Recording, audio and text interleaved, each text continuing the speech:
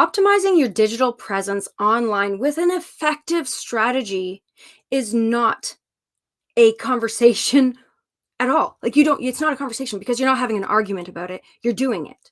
If you want to run a successful business, that is. But did you know that there's a thing called neuromarketing that you can leverage to enhance that digital presence? Well, there is. And that's why we have Maliha here today. She's going to tell us a little bit about herself, why this topic matters to her, and why it should matter to you.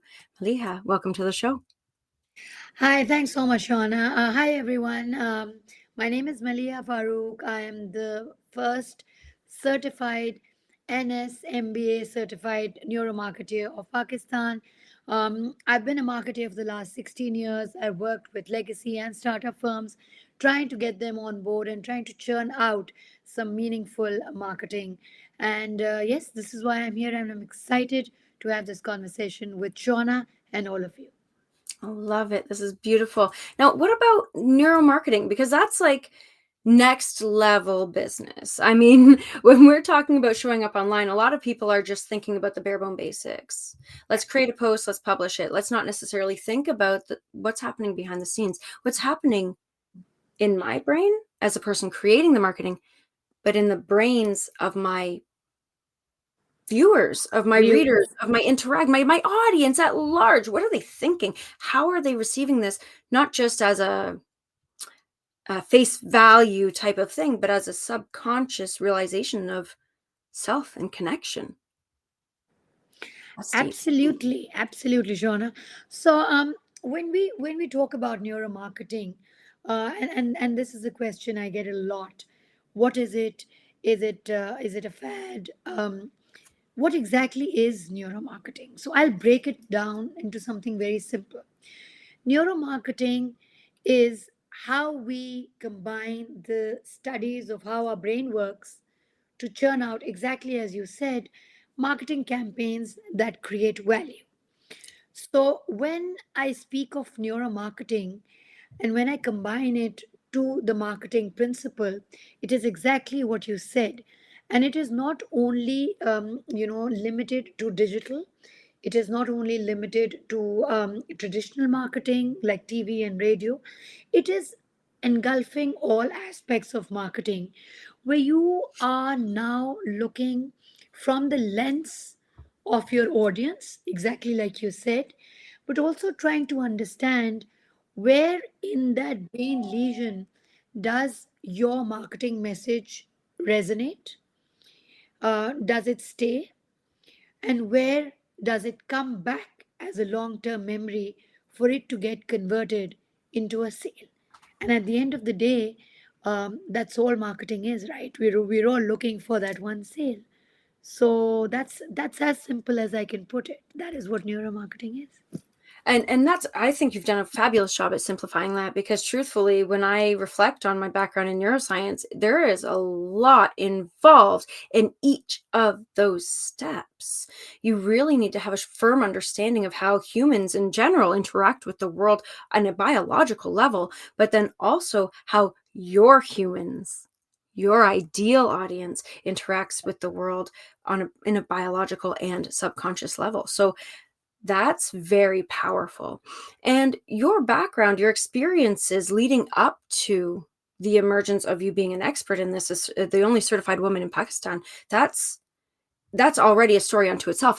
And I'm going to go ahead and say probably one of the things that has given you a more comprehensive grasp on how this works on an interpersonal level, on a human level.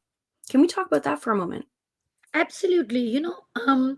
When I did my first course in marketing, which was way back, I understood it. I understood the fact that marketing is always not losing that human touch.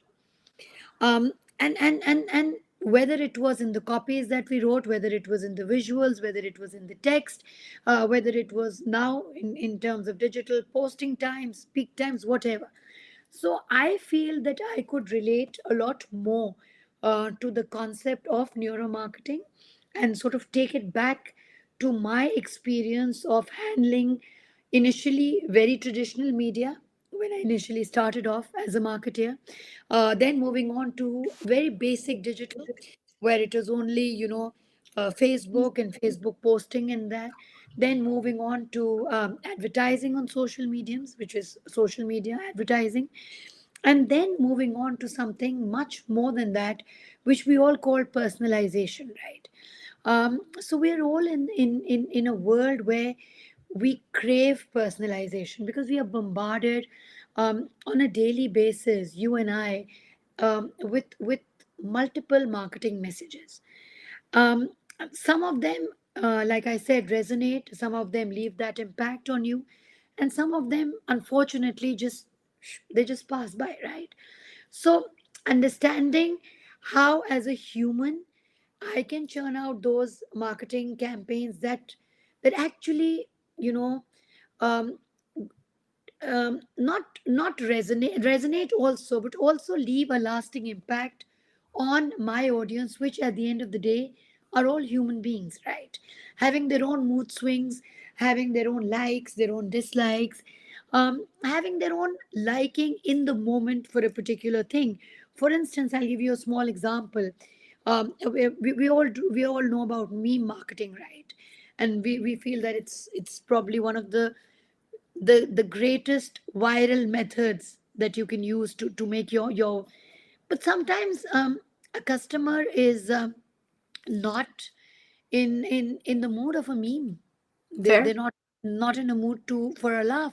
What they're in a mood of is something probably very deep. What they're in the mood of is probably something that they want to understand in a very short span of time, um, even if it's something as basic as a call to action. They don't want to find it. They want it to be right in front of them when they look at it. So you have to understand that moods change, likings change, and so should an evolution of your marketing content. Have I Absolutely. answered it? Have I answered it, Shauna? You have given so much more than just the answer. Great, great. I was Um, hoping for. yeah, no, that was beautiful. And I mean, I know that you've navigated a lot of things within your own life, Yep. making sure that you are seen and heard as the authority that you are, the intellect that you are, the impact maker that you are. And there are many people who are watching today who are struggling with that. And we know that marketing is a really key part of that.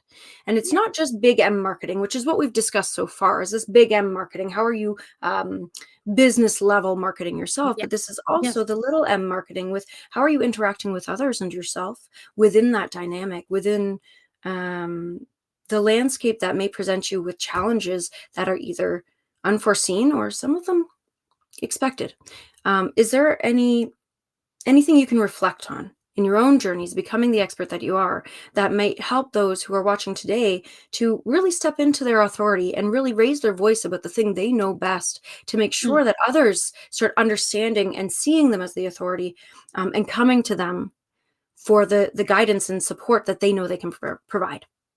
So I think you raise a really good point, Shauna, because whenever you're speaking of authority, and lovely words that you spoke about me, thank you very much. However, I just feel that even if you are a domain expert, there's always a way of bringing your knowledge onto the table, right?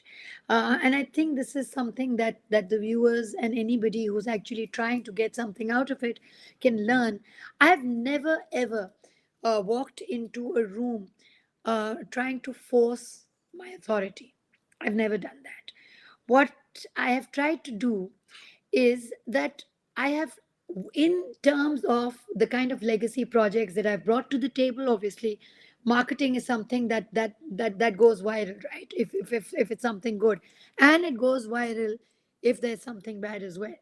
So you've got to be very very keen on, very very. Isn't that the truth? So I have never ever tried to thrust my authority on anybody, whether it is my team members who report into me, whether I'm in a board level meeting, whether I'm they're presenting an idea that has a financial impact or otherwise. I've always talked with facts and stats and figures and with actual business and use cases.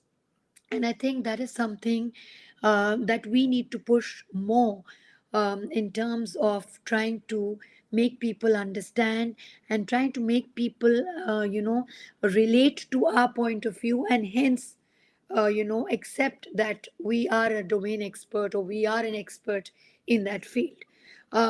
So just a few days back, just to give you an example, I knew that something that the team had brought up would probably not fare too well, because a couple of things that they had actually missed out. But I let them do that because I'm also a very strong supporter of learning from your own mistakes. Because if you do that once, and you understand that the analytics have not really gone into your favor, it always sticks around there. It will always stick around, rather than me, holding a ruler in my hand trying to tell you do this, do that. So I think a lot of authoritative figures that I have worked with, a lot of mentors, this is what they've taught me, that you have to put your point across in a way. And another thing is that if you're in a room full of people, you have to lower your level to the level of the people who are actually listening to you. So you have to make sure that you whatever you are saying is understandable and comprehensible to each and every person who is seated there, rather than throwing your own jargons and throwing your own difficult terminology that we tend to do in order to make people understand how much we know. So I believe that rather than doing that, if the people who are involved, who are in the room, can understand what I'm saying, they can buy into what I'm saying, I think that is validation enough that I'm the expert in the room. I love that. And just to kind of reiterate a few of the points that you brought up that I think were really golden for anybody who's feeling unseen, is just this idea that uh, you're probably feeling unseen because you're trying to be seen. True. Yes, absolutely. And I think Absolutely. that's right. It's that double-edged sword, and that it's important to, and this will not be news to anyone, to meet people where they are. Yeah. Right, that is so important. All you need to do, and I want to also address, of course, the elephant in the room, and that is imposter syndrome. There are a Yeah. lot of people who are fearful of not being seen as the expert. They Yeah. want to be seen, but they're not. Well, the fact of the matter is, and I think you illustrated this with your example, is that you only need to be like one or two steps ahead of the person who you're coaching, consulting, however you're helping Yes. them, right? You Yeah. only need to be a few steps ahead of them in order to be an expert by contrast, right? Yeah. Because context is everything. And so if you're able to meet them where they are, give them the next best steps, you're already You're winning. already You're there. already being seen as an authority. I used to have this problem, and you may be able to relate with this. Um, I would ask people, this was back in my full-time copywriting days, before I really emerged as the branding and marketing person who I am. But um, let's say we're writing an email sequence, and I would ask my clients, what is the first step, the tiny baby step that a person needs to take when they come into your world that we can Yeah. illustrate for them and take them on that journey? Now, inevitably, every time, without fail, they would tell me step 382. Right? And I say, oh, well, that sounds really cool. And the person you're trying to meet is not there, friend. No, not at They're all. not Not going at to be all. able to make that leap. We need to build the bridge. What Yeah. is the actual first step? And it was like pulling teeth trying to get them to that Yeah. first step. Yeah. All this to say, you are the expert. You Yeah. know way more than you think you know. And getting it, whittling yourself down to the point where you can be direct and concise and give people the opportunity to take that first step with you Yeah. can be challenging. But that's why people like Malia and I are here. We are the guides in that space. We're able to show you how to really refine your language and your strategy on a neuromarketing level to make sure that you're connecting deeply with the people around you. Yeah, absolutely. And this is exactly where neuromarketing comes in, understanding your audience and understanding, because um, we all have a certain amount of decisions that we take at a subconscious level. We all do that. So trying to understand that if that percentage is higher than 50%, then trying to understand exactly what goes on behind it is very, very important also, because as you said, this is very important in getting that first step, but it is also very important in considering the full circle, where the end result happens to be exactly what you want them.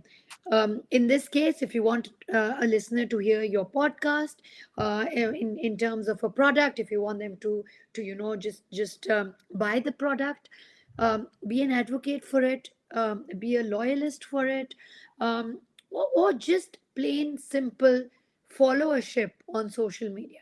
So this entire full 360-degree circle is what starts and ends with neuromarketing, because there's a brain that is making it, there's a brain that is perceiving it, and then there's a brain that is actually consuming it, and making that decision to take that action, right? So, Yeah, so this entire process is something that I was fascinated to know. And I don't know if many people know this, but the first few lessons, in fact, of my exam were pure biology based, because it was the entire study of the brain, trying to understand the different regions of the brain, where there is memory, where there is fear, where there is hope, where there is long term. How do long term memories, something that is in the long term memory, bounces right back. And this is where music comes in, or smell comes in, because I hope I know that you've noticed, smell takes us right back to the first time we smelt it. So does music. How does that happen? And all that happens in split seconds. mm-hmm. And that is what we need to capitalize as marketers, because if sound can do that, and smell can do that, then how do we churn our marketing campaigns to take care and to take these two very important notions into account?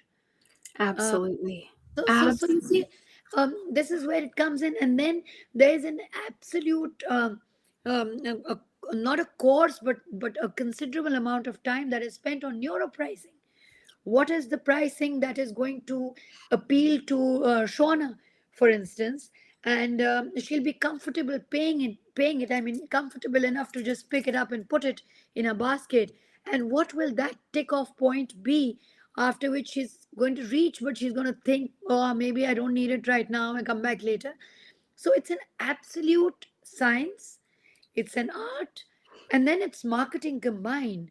So, as difficult as it may sound, it's very, very interesting, because once you know this, you're gonna hit the nail on the head every single time. And as marketeers, you and I both know there's no greater high than a campaign becoming successful. So we all do Absolutely. that. It's so true too, because then you see those numbers and you're like, okay, all right, Yeah, yeah, yeah, yeah, yes. It's like, yeah, I feel like it's just like when for me, I watch my husband watching sports. yeah, yeah, It's the same thing. Oh, yeah, I love that. Now, we have just covered a lot of ground. I feel like we've addressed a lot of different concerns with a lot of practical solutions on what you can do to think about your marketing and sales differently in yeah. order to make small changes that will make a big impact in your bottom line in particular, but also, in my humble opinion, in your confidence showing up in that space.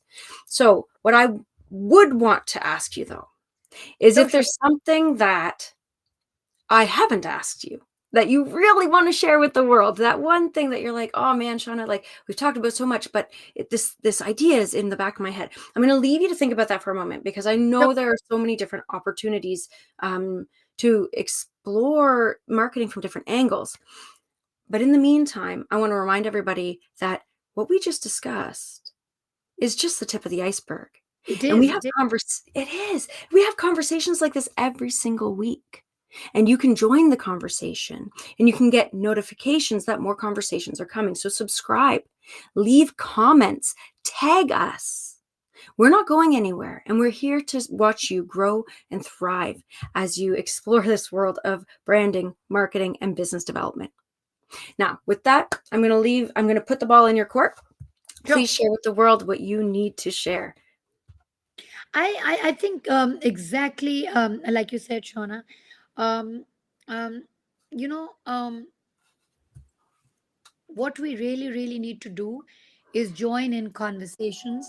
And this is exactly where Shauna and I both come in, and we both resonate on the same point.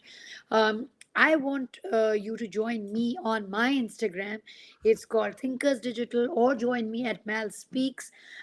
Leave a comment, leave a message, follow me, DM me, send me a comment, and I'm going to reply to that. And we can further these conversations, whether it is neuromarketing, whether it is in terms of any other marketing campaign that you would like to discuss, any other marketing ideas that you have. That you would want to showcase. How would you want to go around it? How would you want to take it on out to the world? Everything of that sort. I'm available on Instagram. It is showing on your screen right now. Please join and let me know, and we will further this conversation and at your convenience. I love it. I love it. That's beautiful. And something that I want to kind of really reiterate here is that whole idea of conversations as a form of marketing. This is humongous. Okay, guys, do not undervalue Yeah. the impact of a conversation. Okay, I just want to put that out there, because there are a lot of people who think that they can just post and ghost and make success. That's Yeah. not the way it works. You need to have that connection. You need to have that conversation to really be able to achieve success in your business. And Shauna, just to add, this is also another aspect of neuromarketing, because as human beings, we crave relationships, right? And when we crave relationships, what do we do when we gather? We talk. It's a conversation. And that is exactly what I really, really encourage people to do. No question is out of bounds. No question is stupid. Just talk it out. And this is where I think you're doing a brilliant job in getting people more and more acquainted with the art of conversation, because that brings out ideas. It gives you ideas, it gives me ideas, and it gives a lot more people a starting point from our conversation. So we might think we've ended a conversation, you and I, but that can be a starting point for someone to take on something bigger. Really excited to be a part of this journey, and really excited for people to reach out with conversation topic points, which can be starting points for a lot of people. So, would Absolutely. love to do that. I hope beyond hope that this does start a multitude of other conversations, a movement of conversations. um, Absolutely. Fingers I think crossed. that that's how we are going to create a positive change in this world, and that's how we're really going to make the impact we were meant to make. Thank you so much. With that, I want to encourage all of you to make sure that you're subscribing, following, joining the conversation. And if you want to dive deeper into what does it look like to really refine my brand and show up in a way that feels true to me, and to actually convert in a way that feels good too, because that's a huge contention point for a lot of people. I get it. Then reach out to me directly. Go to shaunalee.com, SHAUNALEIGH.com, and start the conversation. With that, well, have a great rest of your day. Chat soon.